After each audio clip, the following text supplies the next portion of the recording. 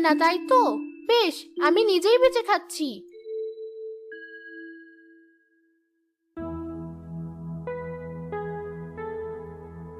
হা হা হা হা। আজ আমার মেয়েটার কি যে হলো কিছুই তো বুঝতে পারছি না।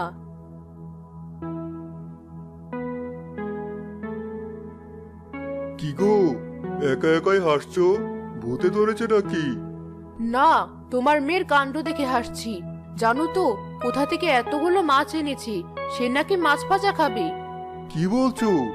ঋতু আর মাছ ভাজা?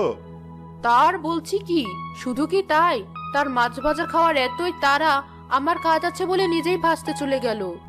আর তুমি বসে বসে হাসছো? যাই দেখি, আবার হাতটা পোড়ায় নাকি।